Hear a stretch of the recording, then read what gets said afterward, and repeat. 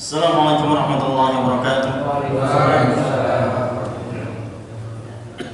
Innal hamdalillah nahmaduhu wa nasta'inuhu wa nastaghfiruhu wa nastahdihi wa natubu ilayhi wa na'udzu bihi min shururi anfusina wa sayyiati a'malina may yahdihillahu fala mudilla lahu wa may yudlil fala hadiya lahu asyhadu an la ilaha illallah wahdahu la syarika lahu wa asyhadu anna Muhammadan 'abduhu wa rasuluhu sallallahu alaihi wasallam wa ala alihi wa sahbihi ajma'in wa sallama tasliman katsiran jazilan wa ba'd. Amsayna wa amsal mulku lillahi walhamdulillahi la syarika la ilaha illa huwa wa ilaihil masir. Hadirin jamaah salat maghrib rahimakumullah, syukur alhamdulillah di bulan Dzulhijjah ini kita bisa bermajelis kembali. Di bulan ini kita akan membahas terkait dengan ayat 19 di surah Yusuf. Ya, kita akan beri tema tak ada kejahatan yang sempurna.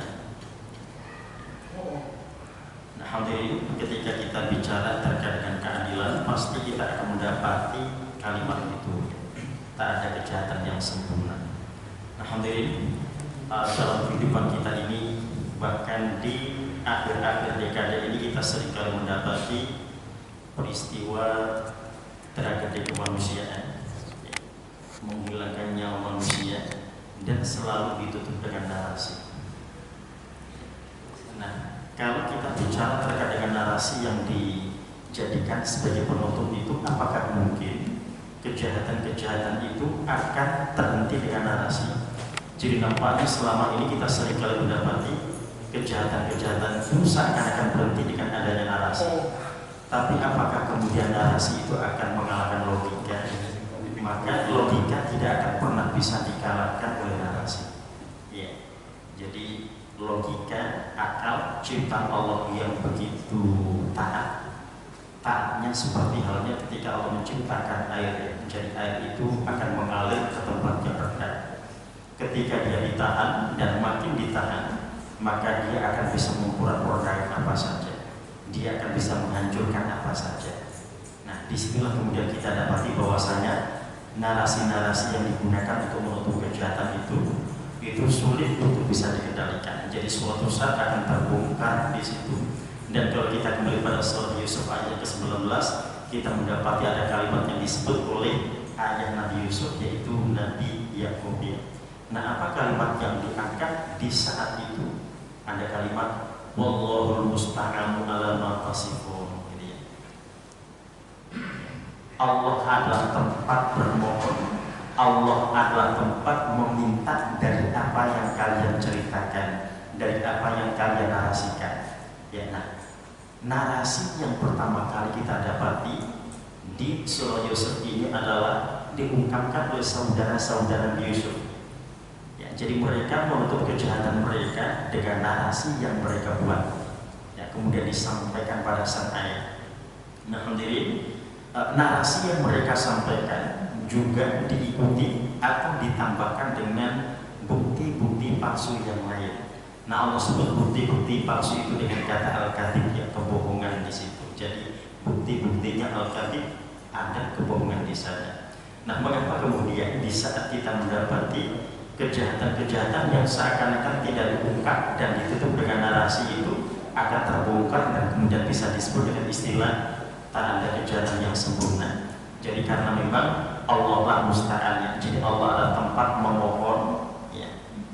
Kalau Allah tempat memohon dari matasipun, dari apa yang kalian ceritakan, kata Nabi Yakub kepada anak-anaknya itu, dari apa mereka narasikan, maka dipastikan akan terbongkar gitu. Jadi di antara ciri-ciri bahwasanya narasi mereka itu tidaklah rapi, banyak sekali kejanggalan-kejanggalan yang ada, itu bisa dimulai dengan kalimat yang pertama. Jadi kalau dalam ayat 19 ini Allah berfirman, waja'u ala qamisihi bidamin kadhib, mereka datang dengan membawa gamisnya, dengan bajunya, baju Nabi Yusuf, bidamin kadhib, dengan darah kebohongan.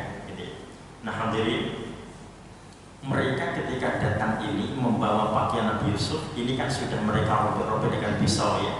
Kemudian mereka lumuri darah dengan darah kambing. Jadi mereka telah menyembelih kambing, darahnya digunakan untuk bisa mencampur dengan pakaian itu dan dibawa pada ayatnya. Nah, yang pertama kejanggalannya di situ ya, dari narasi yang mereka sampaikan, yang tentunya logika tidak akan mungkin membenarkan itu. Ya. Jadi yang pertama, pakaian dirusak dengan pisau itu hasilnya berbeda dengan kalau pakaian diacak-acak oleh serigala. Ya, jadi pakaian ketika dicakar-cakar oleh serigala pasti hasilnya berbeda dengan ketika dia dirusak dengan pisau, pasti berbeda. Artinya yang pertama sudah tampak di situ ada kejanggalan di sana. Jadi logika tidak bisa menerima itu. Jadi logika Nabi Yakub tidak bisa menerima informasi yang disampaikan oleh mereka. Ya, itu yang pertama. Yang kedua, apakah kalau serigala makan mangsanya itu dia melepaskan pakaiannya dulu baru kemudian dimakan? Jadi ya mengapa? Karena tidak ada sedikit pun misalkan apakah tulangnya atau mungkin rambut Nabi Yusuf atau apapun dari bagian tubuhnya yang tidak dibawa. Jadi itu adalah pakaiannya murni gitu ya. Dan bahkan pakaiannya lengkap sekalipun teracak-acak rusak gitu ya, tapi lengkap, tidak ada pakaian yang tertinggal, yang tersisa, misalkan sobekannya bagian baunya tertinggal di sana, tidak ada, semua terbawa gitu ya.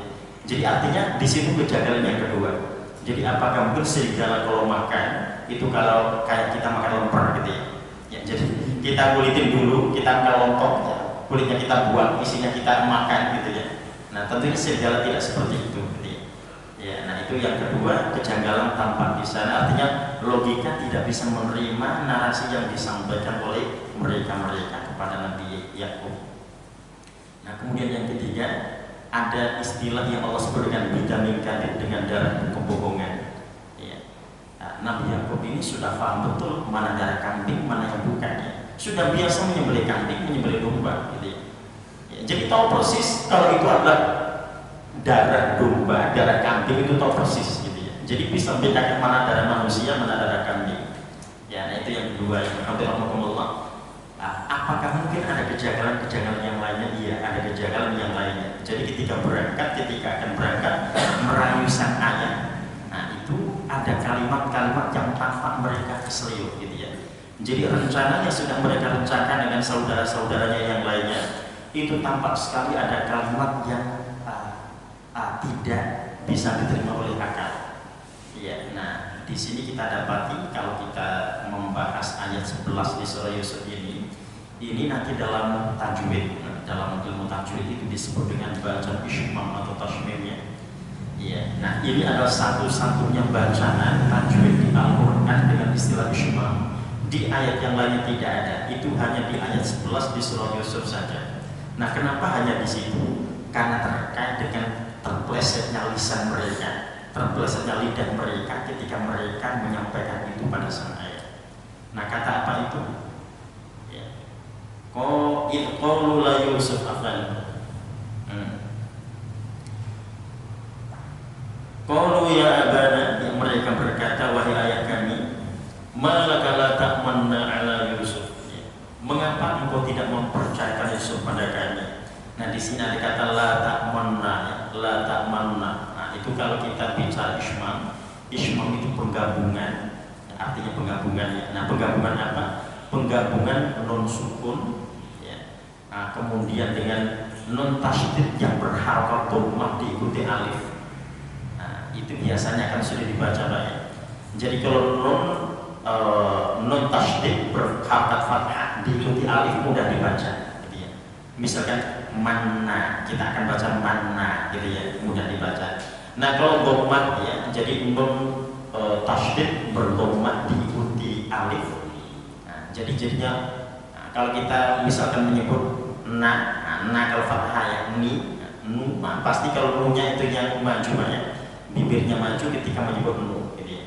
Jadi mereka itu menyebut na tapi la ta'manna ya, jadi bibirnya maju ya. Jadi artinya mereka keseliu di situ, lidahnya kepleset ketika menyampaikan itu, dan itu juga menjadi sebuah kejanggalan yang bisa dikaji. Ada apa? Gitu ya. Kenapa ketika mereka menyampaikan kok tidak biasa-biasa saja? Ada hal yang tidak biasa pada mereka. Ya. Jadi kalau non tasydid berdhammah diikuti alif itu kan tidak ada dalam kaidah. Gitu ya. Adanya itu yang non tasydid dhammah, itu diikuti dengan waw gitu ya. Kalau dhammah diikuti waw, kalau mau dimatkan atau dipanjangkan. Nah, Nah, kalau dia diikuti alif berarti harus menggunakan fathah gitu ya, untuk mudah dibaca. Ya, tapi ternyata kalimat yang mereka sampaikan tidak demikian ya. Dan ternyata ini menjadi bacaan isyma. Kalau kita membaca surah ini atau ayat ini, maka kita dianjurkan untuk membaca seperti itu ya. Jadi agak sedikit sulit ya. La ta'manna ya, jadi memajukan bibir pada menyebut na gitu ya. Nah, itu diantaranya ketika Rasul mengajarkan pada para sahabat, dan kita pun juga dituntut untuk demikian ketika membaca ayat itu, tentunya agar kita bisa paham ya. Jadi minimal kita bertanya, mengapa ini bacaan yang aneh ya? Biasanya na ya dibaca na ya, mulut kita ya, tapi na yang dibaca kenapa pakai ma gitu ya. Nah, menunjukkan bahwasanya kita juga diingatkan dengan kalimat itu ya. Jadi ada orang-orang yang berbohong di sana, ada orang-orang yang ingin menipu di sana, dan mereka protes setidaknya ya. Nah, hadirin rahimakumullah, itu diantara alasan yang lainnya yang bisa dijadikan sebagai sebuah kejanggalan dalam narasi yang mereka sampaikan. Nah, kemudian ada lagi di ujung ayat yang ke-11 ini ya, malaka la ta'manna ala Yusuf wa inna lahu lahafidun. Kami ingin berbuat baik dengannya. Nah, itu kalimat yang janggal bagi Nabi Yakub ya. Kenapa? Karena Nabi Yakub tahu kesehariannya. Mereka itu tidak suka dengan Yusuf alaihissalam. Tapi kok mereka ingin berbuat baik pada Nabi Yusuf. Ya, nah contohnya apa? Ketika Nabi Yusuf mimpi melihat bulan dan bintang. Ya. Jadi ada 11 bintang, ada bulan yang sujud padanya, yang disebut oleh Allah dalam ayat yang kelima di situ ya. Apa? Ya. Nah, Nabi Yakub sang ayah mengingatkan agar tidak menceritakan pada saudara-saudaranya. Ya, kenapa? Karena itu adalah mimpi yang benar ya. Ada ciri kenabian di situ. Jadi sang ayah paham bahwasanya ini ciri kenabian yang ada pada Nabi Yusuf. Itu nanti kalau saudaranya mendengar akan semakin benci dengan Nabi Yusuf. Gitu. Nah, hadirin, ketika didapati saudara-saudara Nabi Yusuf ingin mencelakainya, yang kemudian mereka mengatakan bahwasanya ayah kita itu tidak suka pada kita, lebih mencintai Yusuf dibandingkan kita, yang mereka mengatakan begitu ya. Nah, hadirin, sebetulnya Nabi Yakub tidak demikian, gitu ya. Tidak demikian. Jadi ini pikirannya orang yang belum dewasa, gitu ya. Ya, jadi mungkin kita sudah biasa Pak ya, Bapak sudah pengalaman insya Allah ya. Jadi kalau punya anak kecil ya, ini tidak hanya digendong gitu ya, dimandikan, diapain ya, itu kakaknya bisa jelas di situ ya. Ya artinya kakak yang jelas ini dia memang belum dewasa mikirnya. Ini kok ibu, ini kok lebih dekat dengan adik gitu ya. Yang tadinya dia senang punya adik ya, tiba-tiba kemudian dia punya rasa cemburu gitu ya. Apalagi sana juga begitu ya. Dulunya suka menggendong dia, tiba-tiba gendong adiknya. Nah itu hal yang wajar sekali ya. Tapi bukan berarti orang tua pilih kasih, tidak. Ya memang karena yang kecil ya ini memang perlu pelayanan gitu ya. Ya jadi tadi yang kakaknya suruh mandi sendiri itu biasa dimandikan ya. Adiknya dimandiin itu ya, pasti dia akan iri di situ ya. Nah ini saudara-saudara Nabi Yusuf ini tampak begitu, pikirannya belum dewasa gitu ya. Jadi adiknya yang kecil ketika lebih diperhatikan itu sesuatu yang wajar gitu ya. Kemudian ketika diajak oleh mereka ke hutan, kemudian dilarang oleh sang ayah, wajar sekali anak sekecil itu gitu ya. Dia juga belum bisa mengembala, belum mengerti apa-apa di situ ya. Ya, jadi apa gunanya diajarkan begitu. Jadi ketika dilarang sangat wajar ya. Bukan berarti kemudian dianggap menyayangi yang kecil dan tidak sayang pada yang besar. Ya, jadi itu hanya pikiran-pikiran mereka saja. Jadi Nabi Yakub adalah seorang yang sangat adil dengan siapa saja. Ya, apalagi dengan anak-anaknya pasti adil sekali ya. Hanya saja tadi perasaan anak-anak yang lebih besar tadi merasa bahwasanya sang ayah pilih kasih gitu ya, anggapannya begitu ya. Itu tadi kita bisa berikan gambaran pada anak-anak yang belum dewasa berpikir, nah mereka akan bisa begitu ya, akan iri pada adiknya disuapin sementara dirinya tidak ya, dirinya dulu disuapin sekarang tidak disuapin lagi ya. Ya. Nah, hadirin rahimakumullah, disitulah kemudian kita dapati kalimat yang disampaikan oleh Nabi Yakub pada anak-anaknya itu ya. Ya, jadi yang dikatakan Nabi, ya qala bal sawalat lakum anfusukum, ya, ya kalian telah memandang ya keburukan sebagai sebuah kebaikan. Nah, di manakah itu letaknya? Gitu ya. Ya, letaknya ya ada pada ayat 11 tadi.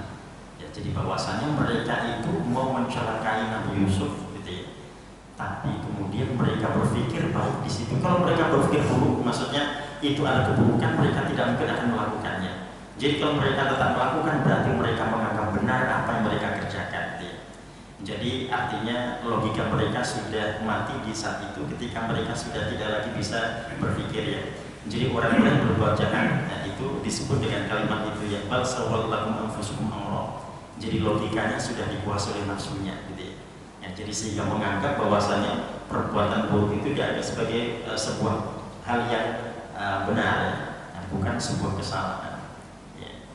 Nah, karena itu kemudian yang disampaikan oleh Nabi Yakub, fasabrun jamil, nah, kesabaran akan menjadi keindahan di sini. Ya, kenapa? Karena memang tidak mungkin mereka kemudian disuruh untuk bisa mendatangkan Nabi Yusuf, itu sangat tidak mungkin, gitu ya.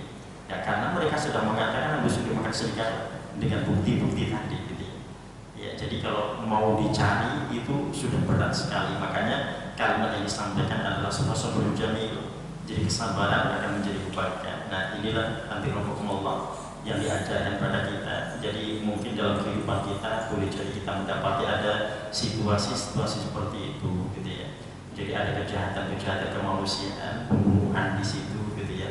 Pembunuhan yang sangat-sangat rapi dilakukan, tapi kemudian ditutup dengan narasi dan tidak ada persidangan apa-apa, dianggap selesai, tidak ada masalah setelah itu, gitu ya. Nah, itu pasti akan menyedihkan dan memprihatinkan ya. Jadi apalagi jikalau yang tahu adalah keluarga korban ya, jadi pasti sangat tidak terima dengan itu, gitu ya. Jadi kalau kita kembali pada hukuman membunuh yang diqisas, gitu ya, Allah memberikan pilihan bahwasanya korban atau keluarga korban bisa pilih qisas atau pilih dia, gitu ya. Nah, kalau pilih qisas otomatis akan diqisas ya. Akan diqisas sesuai dengan apa yang telah dilakukan oleh pelaku itu.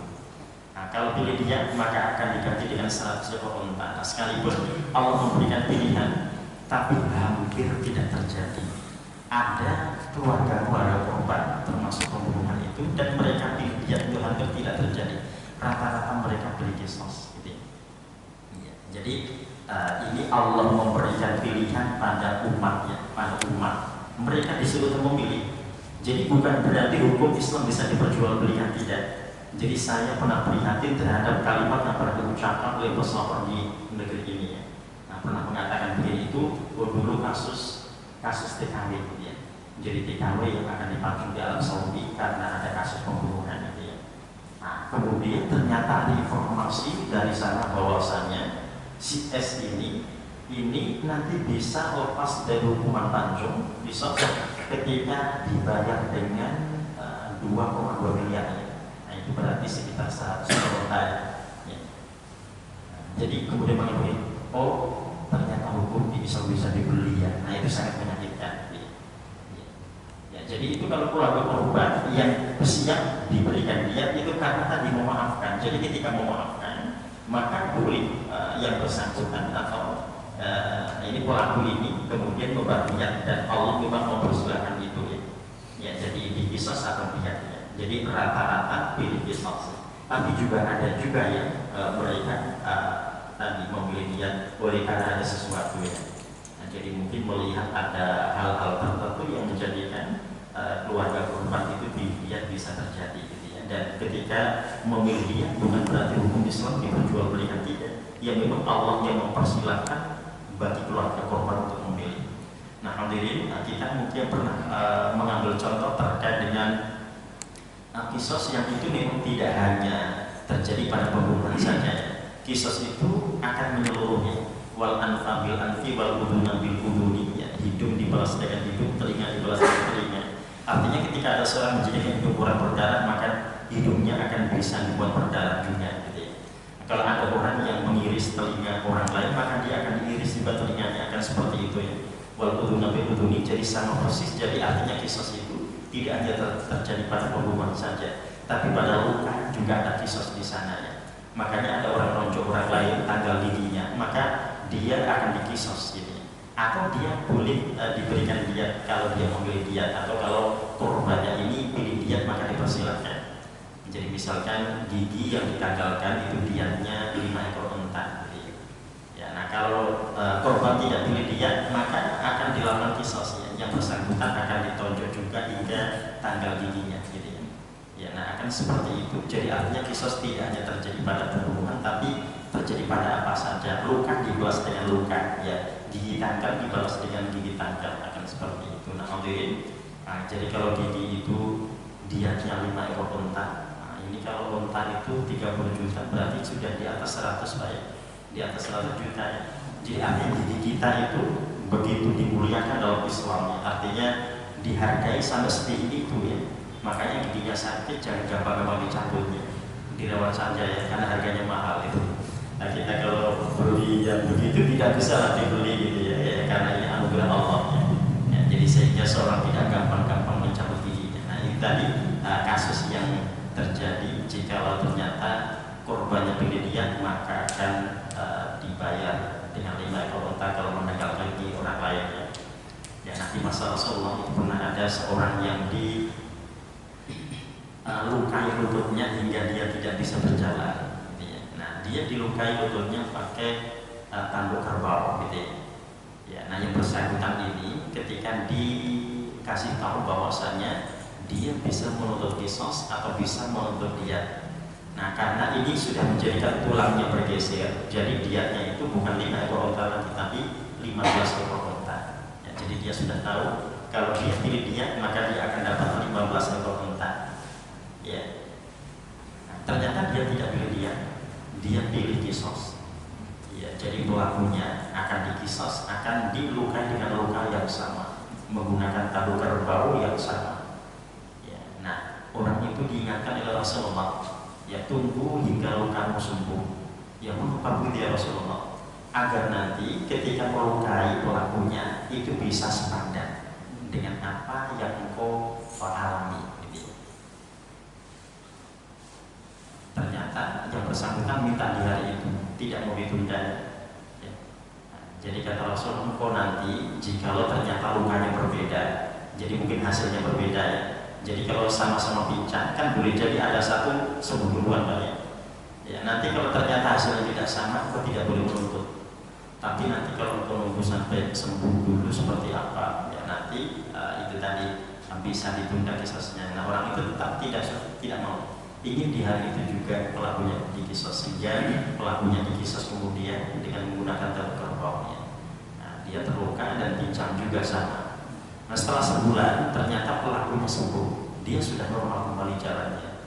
Yang ternyata korbannya cacat. Jadi korban punya pincang, dia cacat ya. Nah karena dia cacat sehingga dia menuntut kisos lagi pada orang yang pelaku dari itu ya. Nah ternyata kata Rasulullah, engkau sudah menuntut kisos di saat itu sehingga tidak bisa menuntut lagi. Ya mengapa ketika itu diingatkan untuk bisa menuntut kisosnya engkau tidak mau? Ya jadi engkau sudah tidak bisa menuntut lagi. Nah hadirin, jadi kisos itu tidak hanya terjadi pada pembunuhan tapi bisa terjadi pada apa saja ya, luka dan sebagainya. Jadi makanya orang yang paham itu ketika dia marah dia tidak akan main tangan gitu ya. Kalau dia tidak marah, kalau dia lagi marah dia tidak mungkin akan menggunakan benda-benda tertentu. Jadi sehingga itu akan menjadi perhatian bagi umatnya bahwasanya luka dibalas dengan luka. Jadi bukan hanya nyawa dibalas nyawa, yang luka juga dibalas dengan luka.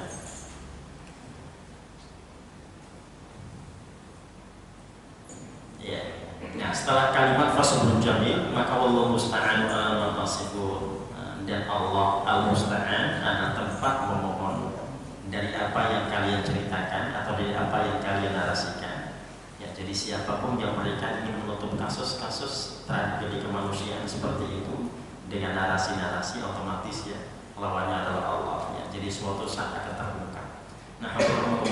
Nah, bagaimanakah ketika suatu saat terungkap kasus-kasus seperti itu, maka kita bisa dapati hasil atau ending dari apa yang terjadi pada Nabi Yusuf ya. Jadi Nabi Yusuf dimasukkan ke dalam sumur, tapi ternyata itu adalah jalan menuju istana. dan kemudian pelaku-pelakunya ini ya ternyata bahkan tadi terjerumus ke dalam sumur gitu ya. Ya.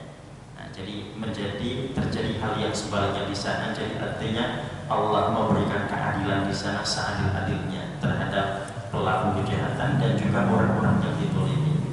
Nah, hadirahumullah, jadi kalau kita kembali pada kasus ini yang memang di saat itu tidak bisa dituntut kecuali menunggu apa yang akan Allah berikan gitu ya. Yang mengapa? Karena memang ketika orang-orang sudah bersumpah palsu, memang yang lainnya tidak bisa melakukan apa-apa gitu ya. Ya, jadi makanya kasus-kasus orang bersumpah palsu atau mereka menutup kasus-kasus dengan narasi-narasi tertentu di situ, ya maka akan sulit gitu ya, akan sulit mereka mendapatkan hukuman di sana karena memang seakan-akan kasus itu sudah selesai. Begitu juga dengan kasus yang ada dalam ayat ini seakan-akan sudah selesai, tapi di mata Allah tidak pernah selesai. Jadi Allah akan memberikan keadilan pada semuanya.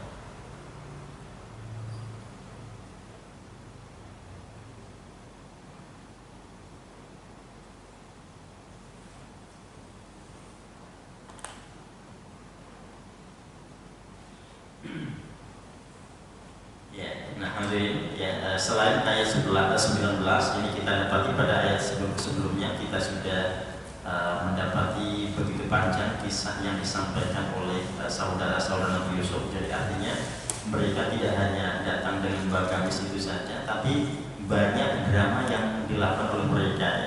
Nah, diantaranya ketika kita kembali pada ayat yang ke-16-nya, wajah abahum syai'a bukur. Jadi mereka datang, mereka juga sambil menangis-nangisnya.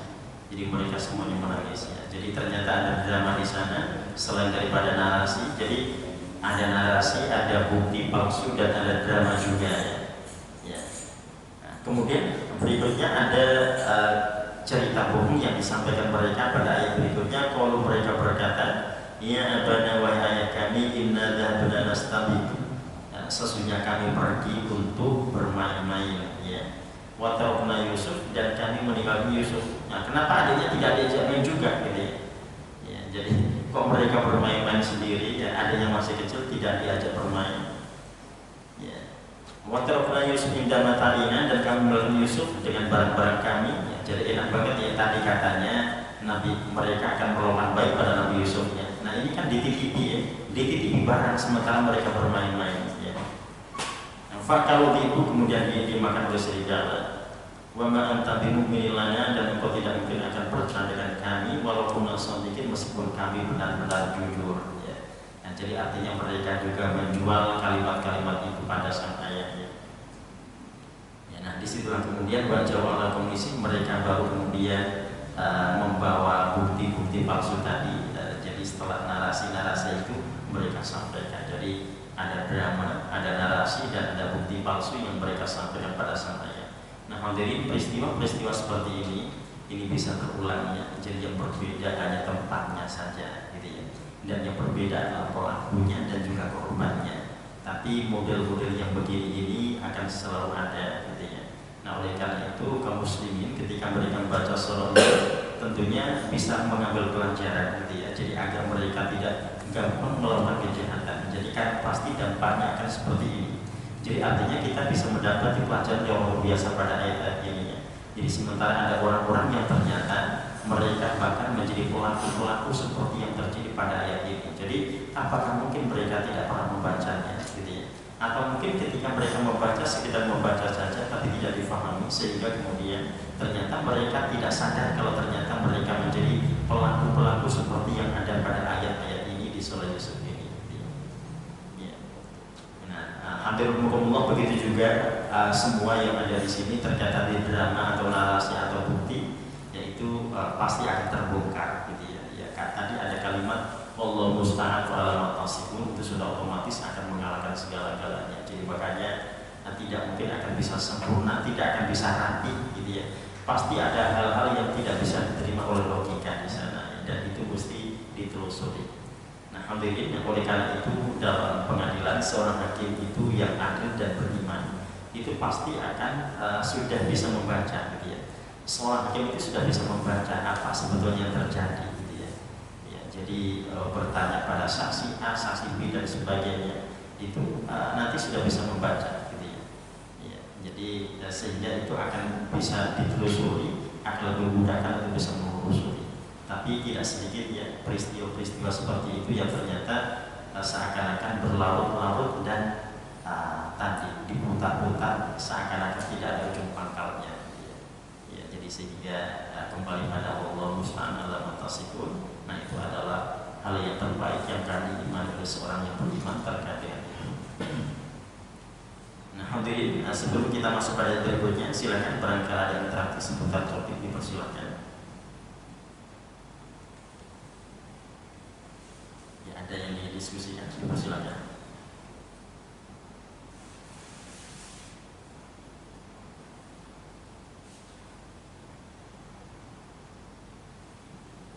Kalau belum ada, kita akan mundur ke ayat 7 yang berikan penjelasan laqad kana fi Yusuf wa ikhwati ayatul lisailin.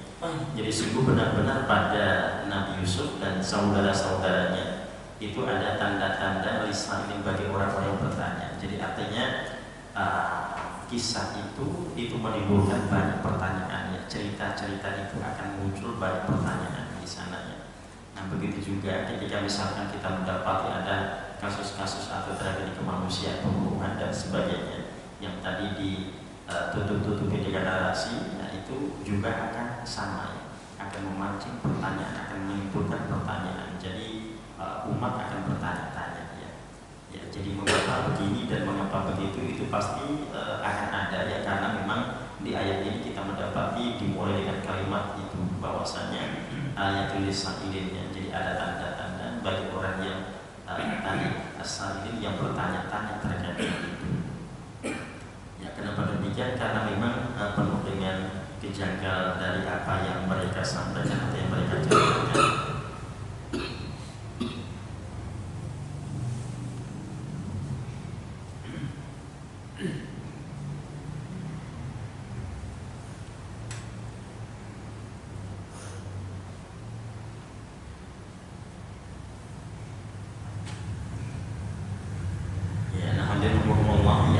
Rencana dari saudara Nabi Yusuf ini sudah jelas sekali bahwa itu adalah bisa masuk dalam kategori tadi pembunuhan birosdin ya, pembunuhan berencana. Jadi karena memang mereka telah merencanakan itu sekalipun tidak mati ya, artinya memang mereka tidak membunuhnya, nah, tapi memberikan cerita bohong dan ada drama di sana, dan itu yang terkait dengan apa yang dilakukan oleh mereka.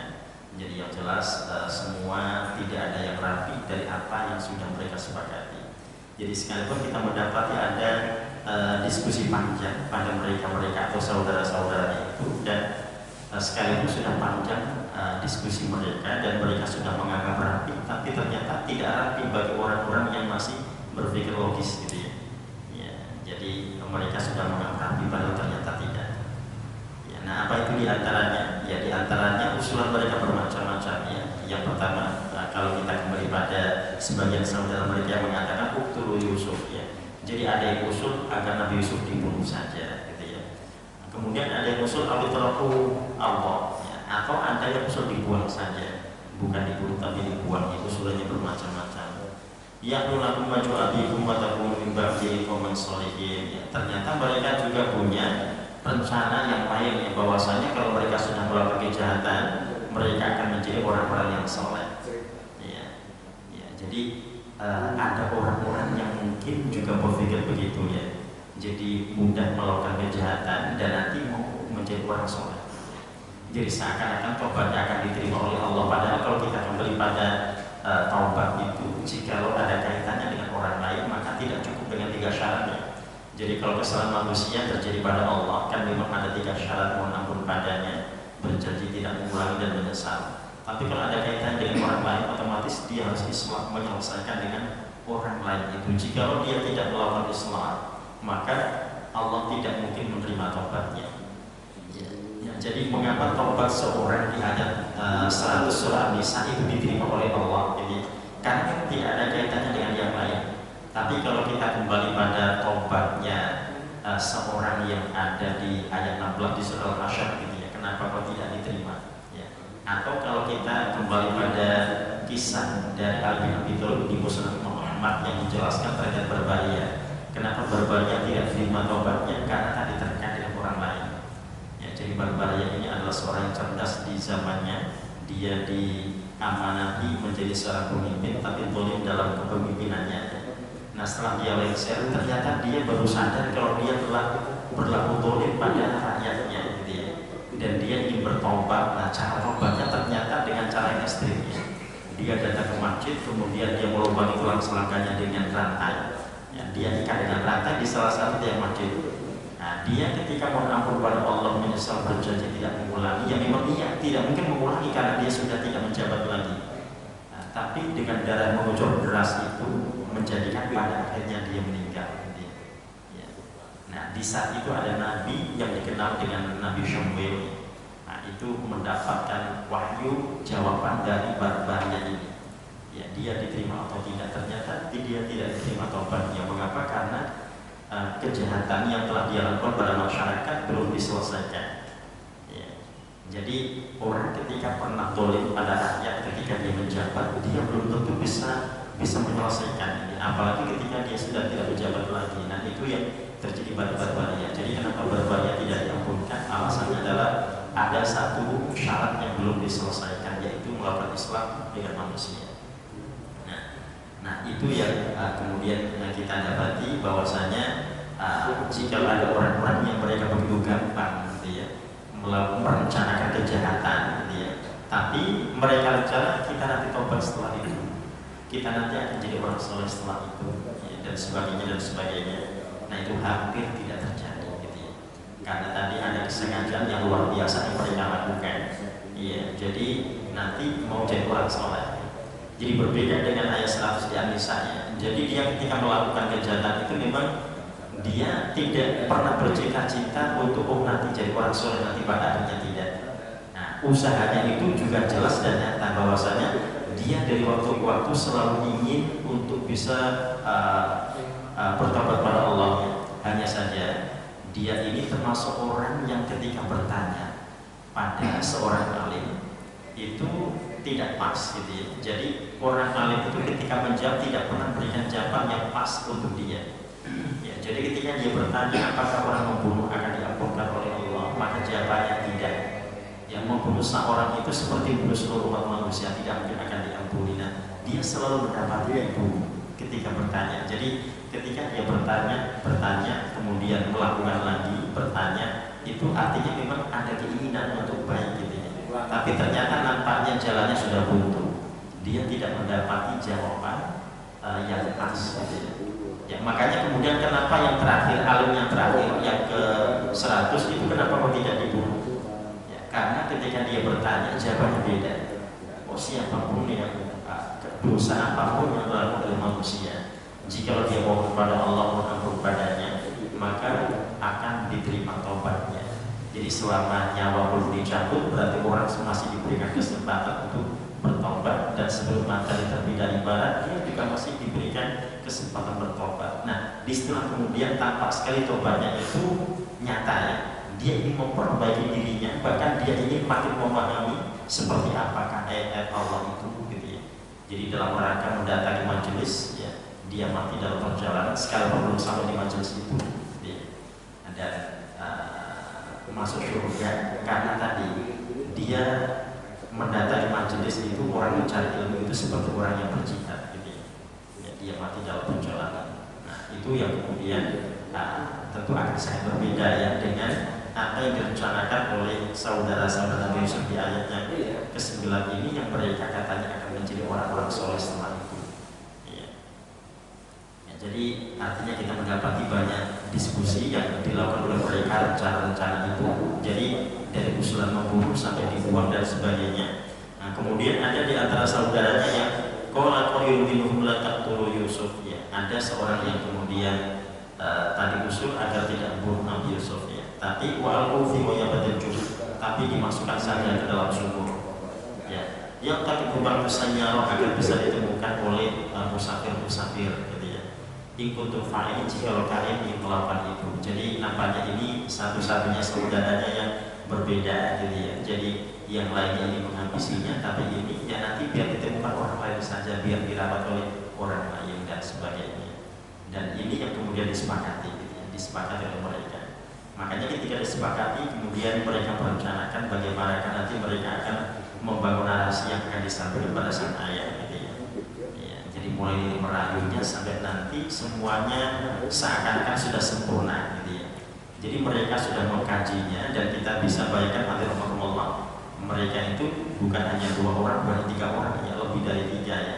Disebut 8 orang. Ya, kalau 8 itu tentunya banyak ya mereka ya. Nah, mereka sudah mengkajinya, mereka sudah menelaah rencana-rencana mereka, tapi ternyata masih bisa ditebak, gitu ya. Artinya logika belum bisa menerima alasan-alasan yang mereka sampaikan atau narasi-narasi yang mereka sampaikan. Ya, jadi ketika kita dapati ada orang-orang yang mereka ingin menutup sebuah kejahatan dengan narasi-narasi, pasti mereka sudah merencanakan apa yang akan mereka sampaikan ya, kalimat apa yang akan mereka sampaikan, dan dianggap sudah matang, gitu ya. Tapi ternyata tidak akan matang, gitu ya. Tidak akan sempurna apa yang sudah mereka susunnya ya. Jadi pada akhirnya akan pecah dan logika manusia yang beriman akan bertanya-tanya, dan istilah kemudian akan mulai terungkap, gitu ya.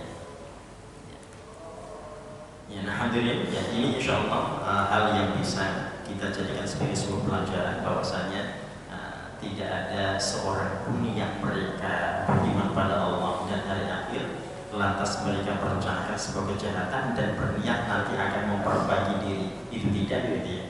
Ya, jadi kejahatan apapun itu ya, jadi mungkin dalam kehidupan ini ada orang-orang yang begitu, gitu ya. Jadi mau berbuat jahat tapi merencanakan kebaikan setelah itu ya. Ya, ini korupsi nanti kita sumbangkan ke masjid atau apa, gitu ya. Ya, macam-macam lah, gitu ya. Ya, jadi sehingga itu tetap akan dijadikan sebagai pelajaran bahwasanya apapun kejahatan itu tidak akan pernah ada yang tertutupi 100%, jadi pasti akan terbuka, dan logika-logika orang-orang beriman tidak akan pernah bisa menerima itu ya. Jadi orang-orang yang jahat itu ternyata mereka sudah tidak bisa berpikir logis lagi ya, karena tadi disebut oleh Nabi Yakub bahwasanya sawal anfusukum, jadi sudah ditutupi oleh nafsunya, gitu ya. Jadi yang bermain nafsunya lagi, bukan logika lagi. Jadi makanya kemudian dia menganggap, jadi nafsu itu kan la'amaratum bisu'ya, selalu ingin untuk melakukan keburukan ya. Jadi sehingga yang terjadi adalah keburukan versi mereka yang kemudian dianggap sebagai sebuah kebaikan. Jadi kalau ada kalimat bal sawallahu anfusukum amra, kalian menganggap kejahatan ini sebagai sebuah kebaikan. Nah itu tadi, jadi karena logikanya sudah dikuasai oleh nafsunya. Ya itu insyaallah hadirahmukumullah. Ya ada yang mau didiskusikan, ada yang bertanya. Ya silakan. Dari cerita tadi ada 2 perbuatan buruk ya. Pertama adalah dusta, kedua adalah zalim. Dia dusta ke orang tuanya, dan kedua dia dusta kepada Nabi Yusuf. Apa bedanya dari kejadian itu terkait dengan dosa dua ini? Kemudian bagaimana kita bisa menghindari dari dosa tersebut ya, kalau dalam satu rangkaian itu? Ya. Kalau kita kembali pada kebohongan yang dilakukan, jadi kebohongan yang begitu banyak ya. Jadi yang tadi tampak seakan-akan 2 yang berupa pada sang ayah dan berupa pada Nabi Yusuf ya. Jadi sebetulnya itu adalah bagian daripada kebohongan awal yang kemudian ditutupi oleh kebohongan yang lainnya. Dan kalau kita perhatikan, ternyata sudah begitu banyak dan menumpuknya kebohongan yang mereka lakukan ya. Sampai tadi ada narasi, kemudian ada drama juga di sana, dan ada bukti-bukti palsu yang mereka buat, gitu ya. Jadi tadi digunakan untuk menutupi kebohongan. Jadi memang sumbernya adalah satu, gitu ya. Sumbernya adalah satu, yaitu tadi pembunuhan. Ini tadi ini kalau kembali pada kasus Nabi Yusuf yang memang bukan kasus pembunuhannya, tapi tadi kasus kezaliman ya. Jadi artinya yang dizalimi pertama adalah Nabi Yusuf. Jadi mereka tidak ingin menzalimi ayahnya kan, gitu ya. Ya tapi ternyata yang berzalimi jadi banyak, gitu ya. Tidak hanya Nabi Yusuf tapi juga ayahnya. Jadi memang awalnya adalah satu ya, dan kemudian kemudian ada mazlum, orang-orang didolimi yang lainnya termasuk sana, itu adalah dampak dari kezaliman yang pertama. Nah begitu juga kalau kita dapati ada sebuah kasus gitu ya, ketika ditutup oleh satu kebohongan, nah ketika dia menutupi kebohongan berikutnya, nah itu sebetulnya kebohongan ini adalah dampak dari kebohongan yang pertama gitu ya. Jadi sehingga dia mesti ingin menutupi dengan hal-hal berikutnya dan tidak akan pernah bisa tertutup kalau sudah demikian.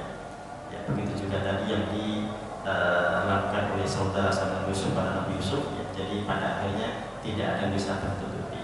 Jadi Nabi Yusuf tumbuh besar dan menjadi seorang yang luar biasa, dan pada akhirnya Nabi Yusuf paham ya, akan apa yang sudah terjadi dan dilakukan oleh saudara-saudaranya. Makanya kemudian Nabi Yusuf ketika buat drama di istana dengan Binyamin yang kemudian sudah didekati dan ada raja yang terbawa di karungnya kesukatannya. Nah ini kan dalam rangka tadi karena memang Nabi Yusuf juga ingin memberikan pelajaran pada keluarganya gitu ya. Ya, jadi agar mereka menjadi orang-orang yang benar-benar baik ya. Jadi apa yang telah mereka lakukan ternyata tidak terjadi gitu ya. Jadi Nabi Yusuf ternyata bahkan menjadi seorang yang luar biasa yang tidak pernah mereka sangka-sangka. Ya, ini insya Allah Allah terkait dengan ayat yang kita bahas dalam surat ini, dan semoga bisa menjadi pelajaran buat kita semuanya dalam kehidupan ini. Ya, jadi kalau ada kontoliman, ada tragedi kemanusiaan yang harusnya diselesaikan dan ternyata tanpa tidak selesai, kita harus yakin, ya, kita harus yakin bahwasanya Allah musta'an ala ma tasifun. Nah, di sini kita diajak untuk bisa berdoa. Jadi umat ketika melihat ada kasus-kasus yang tidak logis begitu, maka mereka disuruh memohon pada Allah ya. Karena memang mereka tidak bisa berbuat ketika memang itu sudah dijadikan sebagai sebuah desain gitu ya. Nah, kalau sudah didesain begitu ya memang masyarakat akan sulit untuk menguat, kecuali ketika mereka mohon pada Allah bahwasanya Allah adalah musta'an, mohon pada Allah agar mengungkap kebohongan dan juga tragedi kemanusiaan itu ya.